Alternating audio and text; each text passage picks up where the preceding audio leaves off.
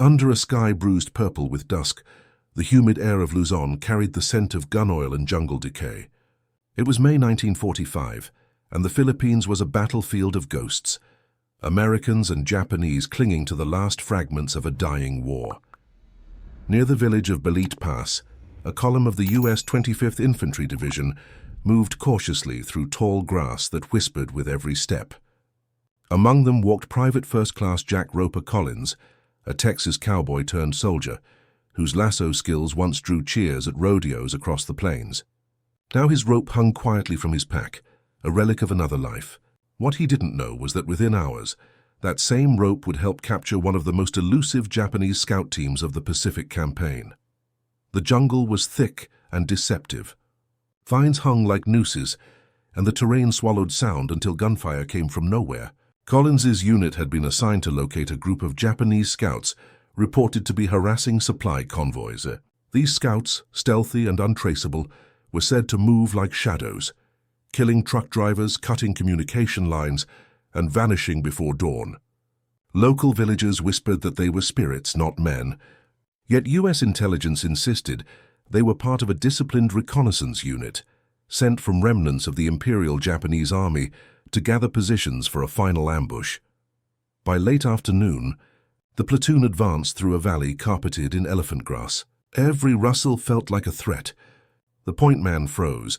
The faint click of a safety lever echoed from the brush ahead. A single rifle shot broke the silence. A soldier fell and the valley erupted in chaos. Collins dropped to the ground, mud splattering his face, and crawled toward cover. Bullets sliced through the foliage. He saw fleeting shapes, lean, dark silhouettes darting between trees. The Japanese scouts were closer than anyone had realized. Their fire came not from one direction, but three. Collins' commander barked orders over the roar of gunfire, directing the men to flank left. But the scouts melted away, leaving behind only shell casings and footprints that led into a ravine. That night, the Americans camped in silence. The jungle hummed with insects and tension. Collins sat cleaning his M1 Garand when the lieutenant approached. "They're hunting us now," he muttered, eyes scanning the darkness. "Those bastards are setting up for another hit. We'll catch them at dawn, or they'll catch us." Collins nodded but said nothing. He thought about his old life back in Amarillo, about open skies and cattle trails, about how he once could read the movement of a herd just by watching the dust. Out here in the Philippines, the dust was replaced by fog, and the herd by an unseen enemy. Before sunrise, they moved out again, this time following the ravine north. Collins noticed something odd. Broken branches too cleanly snapped, footprints too evenly spaced. These scouts were disciplined, but they were also predictable. They relied on stealth, but they had to cross open ground to reach the next ridge. "They're moving through the low ground," Collins whispered to his sergeant. "If they're tracking us, they'll use that same dry creek bed." The sergeant glanced at him, puzzled. "You sure?" Collins grinned faintly. "It's like tracking cattle. Same rules, same instincts." They set up an ambush, lying flat among the ferns as dawn broke pale and gray. For hours, nothing moved. Then came the faint rustle, bare feet brushing leaves. 5 figures emerged, hunched, carrying Arisaka rifles wrapped in cloth. Their faces were streaked with mud. They moved methodically, every step deliberate. The Americans held their breath. Collins's hand brushed the coil of rope on his belt, and an idea sparked in his mind. Reckless but perfect. He waited until the lead scout stepped onto the clearing's edge. Then, with the same rhythm he'd once used on cattle drives, Collins rose from cover, swung the rope overhead, and let it fly. The lasso snapped through the air, looping around the scout's arms before he could raise his rifle. The man shouted in shock as Collins yanked him backward into the mud. The sudden noise shattered the stillness. Gunfire erupted. The remaining scouts bolted for the trees, but the Americans were ready. Bursts from M1s and bars cut through the brush. Within seconds, 2 more scouts were down, and the rest scattered into the ravine. Collins held his captive down with his knee, adrenaline roaring in his ears. The man struggled, eyes wild, disbelief etched across his face. Never in his life had he imagined being captured by a rope. When the smoke cleared, the platoon stood in stunned silence. Collins' rope, muddy, frayed, and utterly out of place on a battlefield, hung tight around the prisoner's wrists. The lieutenant stared, half smiling despite the tension. "Where'd you learn that trick, Roper?" Collins shrugged, breathing hard. "Texas, long before this war." They led the prisoner back to camp. Under interrogation, he revealed the location of a hidden observation post, a small ridge where the Japanese had been marking convoy routes and radioing positions to artillery teams deeper in the mountains. His capture exposed a chain of enemy scouts that had eluded U.S. forces for weeks. That night, around a dim lantern, Collins coiled his rope carefully. The other men laughed quietly, calling him the Cowboy Commando, but beneath the laughter was a sense of awe. In a war defined by machines, planes, tanks, and rockets, one man had turned an ancient tool into a weapon of capture. It wasn't just skill. It was instinct. The kind born from years under the open sky, reading the world not through orders or maps, but through movement and silence. In the following days, using the captured scouts' information, American patrols struck deep into the hills. They uncovered tunnels filled with rations, radio equipment, and coded notebooks.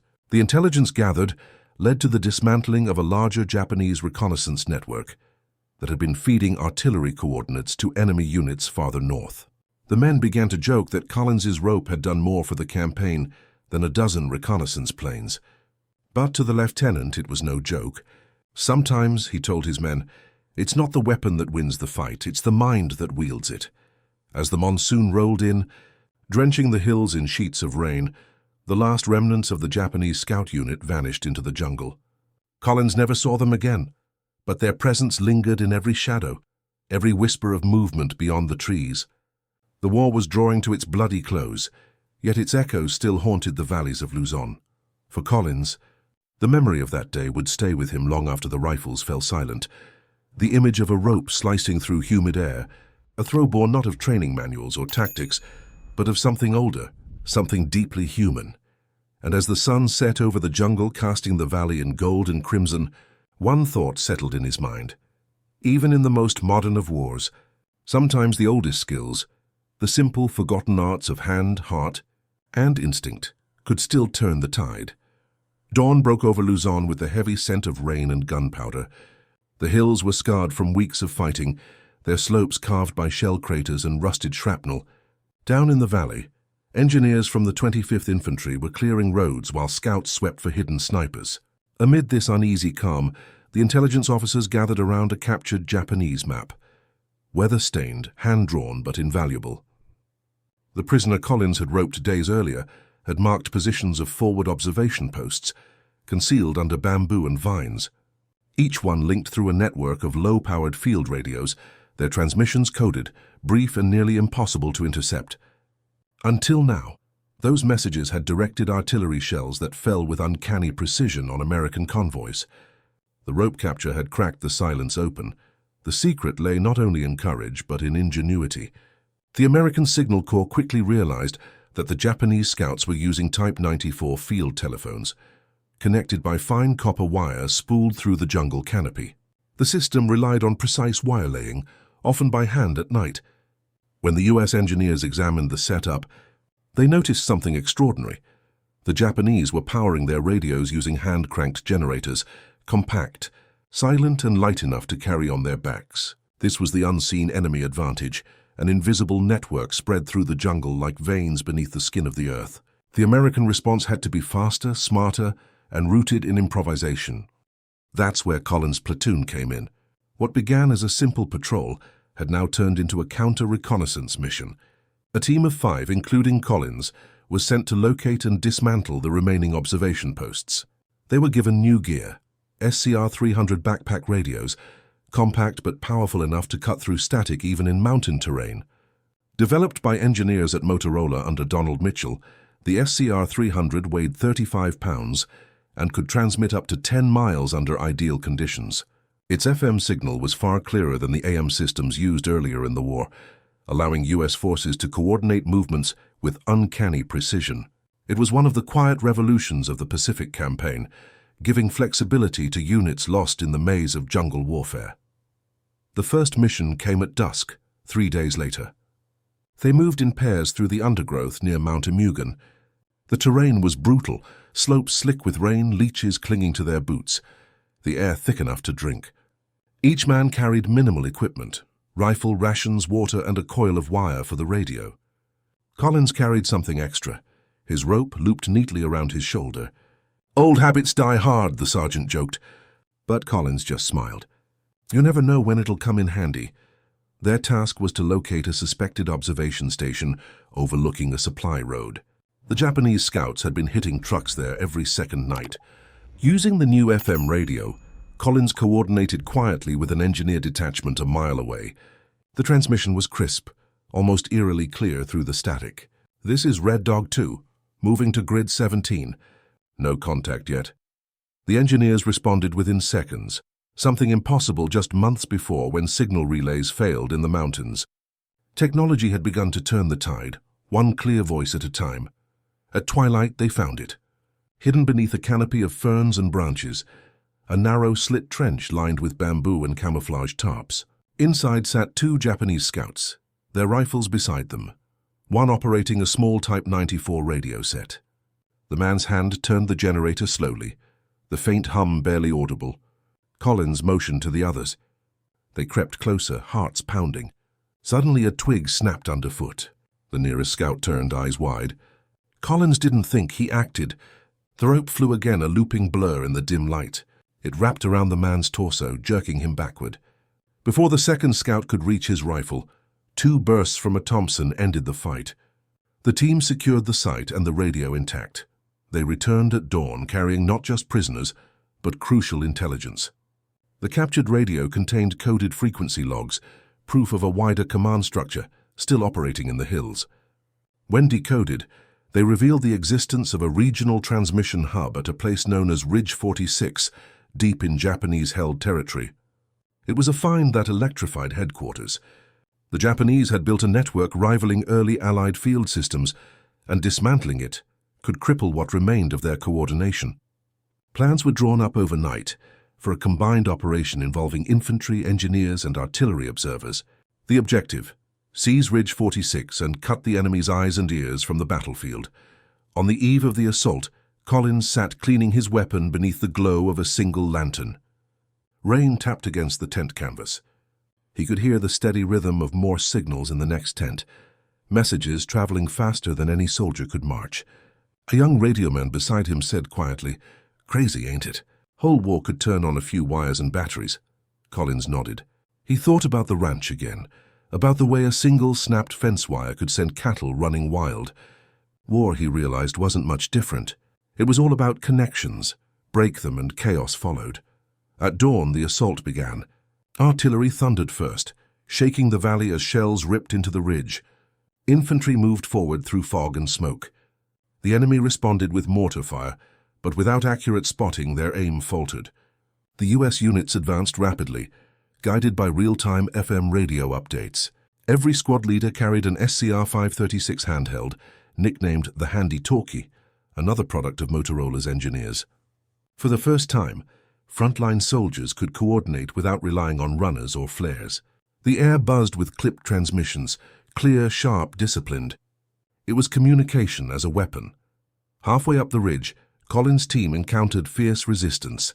Japanese troops fought from foxholes and tree bunkers, hurling grenades with desperate precision. The battle turned into a brutal close-quarters fight. Mud splashed, steel clanged, and the air filled with smoke and screams. Yet even amid the chaos, the radios held firm. Units adapted on the fly, shifting positions, calling in supporting fire. The ridge began to crumble under the weight of coordination, a victory not just of force but of frequency. By nightfall, Ridge 46 was taken. The Japanese defenders fought to the last man. In the captured command post, engineers found stacks of documents, broken radios, and one final coded message, an order to withdraw further north. Too late to matter. The once feared network of scouts had been severed completely. American forces now controlled the mountains and the valleys, their convoys finally moving without ambush. Collins stood atop the ridge, the wind tugging at his uniform. Below him, fires burned in the distance, a horizon of smoke and silence. He pulled the rope from his belt, now stiff with mud and rain, and tied it into a loop around his pack. The war had given it new meaning. It was no longer a tool of ranches and cattle. It was a symbol of adaptability, of how old instincts could fuse with modern technology to win impossible battles. The cowboy who once lassoed steer under open skies had become a soldier who helped lasso victory from the jaws of chaos. But the story of Ridge 46 didn't end there. The intelligence gathered that night would go on to shape Allied strategies across the Pacific, leading to faster, more coordinated advances toward Okinawa and beyond. The fusion of human instinct and machine precision had become the true edge of American warfare, a silent revolution forged in mud, sweat and static, and as Collins looked out over the valley, his heart heavy with the ghosts of those who had fallen, one thought remained clear. Wars might change, weapons might evolve, but the spirit that drives men to adapt, to find order in chaos, remains timeless. The summer rains of 1945 swept across Luzon in endless grey sheets, washing blood, mud and memory into the rivers below. The war was nearly over, but the lessons from the mountains endured. Ridge 46 became more than a point on a map. It became a case study for what ingenuity and communication could accomplish when discipline met creativity. At division headquarters, officers pored over the captured Japanese equipment. Engineers from the Signal Corps dismantled the Type 94 radios, comparing their components to American designs. The results shocked them. Despite supply shortages and dwindling resources, Japanese engineers had built efficient field units with hand-machined precision. But they were fragile, overheating in humidity, faltering under extended use. In contrast, the American SCR-300s, though heavier, were rugged and stable, their vacuum tubes coated against moisture, their batteries shielded by reinforced casings. It was not just an advantage in power. It was an advantage in endurance. As reports filtered back from the field, one theme repeated: coordination saved lives. In after-action briefings, officers cited how clear radio communication prevented ambushes, enabled precision artillery, and reduced friendly fire. For every convoy that moved through those hills unscathed, there were engineers, linemen, and radio technicians to thank, men who worked unseen in workshops far from the front. In the quiet of Manila's signal depots, they rebuilt damaged radios, rewired antennas, and calibrated frequency crystals by hand. Their tools were soldering irons, not rifles, yet their contribution rippled through every victory. War had always glorified the soldier who charged, but now it began to honor the soldier who connected. Private Collins was reassigned to a reconnaissance detachment during the final weeks of the campaign. His reputation had spread through the regiment, the cowboy who used a rope to capture a scout and reveal a hidden network. Commanders called it improvisation. Collins called it instinct. "You work with what you've got," he said simply when asked about it. Yet deep down he understood the larger truth. His throw hadn't just captured a man. It had sparked a chain of actions that changed the rhythm of an entire campaign. The rope became a symbol of adaptability, an emblem of how old skills could meet new realities. Back in Texas, men roped cattle to control chaos. In the jungle, Collins had done the same with war itself. The psychological shift after Ridge 46 was unmistakable. Japanese morale in the sector collapsed. Prisoner interrogations revealed fear of the Americans' uncanny coordination. Some believed the U.S. had developed invisible jungle eyes that saw through the mist, hearing every whisper. In reality, it was the relentless presence of FM radio. Clear, confident voices piercing through fog and thunder, unbroken even by the terrain. Allied command noted the same phenomenon during the push toward Okinawa. Wherever communication flowed freely, confusion shrank and discipline surged. War, once defined by strength of arms, was becoming a battle of signals and nerves. In those final months, as the Japanese army crumbled under naval bombardment and aerial supremacy, it was the ground networks, both visible and invisible, that held the U.S. advance together. Field maintenance crews worked around the clock, replacing tubes, laying new wire, adapting captured enemy lines. Motorola engineers back home received combat reports daily, refining designs for lighter sets. One memo from the field recommended waterproof switches and reinforced knobs, lessons drawn directly from Luzon's mud-soaked ridges. The battlefield had become a laboratory, and every soldier an unwitting engineer. For Collins, the days after victory felt strangely empty. He helped gather prisoners, escorted supply convoys, and watched as the last strongholds fell silent. One evening he sat beside a burned-out truck, rope in hand, watching the sunset burn gold over the mountains. A young soldier asked him if the stories were true, if he had really caught a Japanese scout with a lasso. Collins chuckled. "Yeah," he said, "but it wasn't about the rope.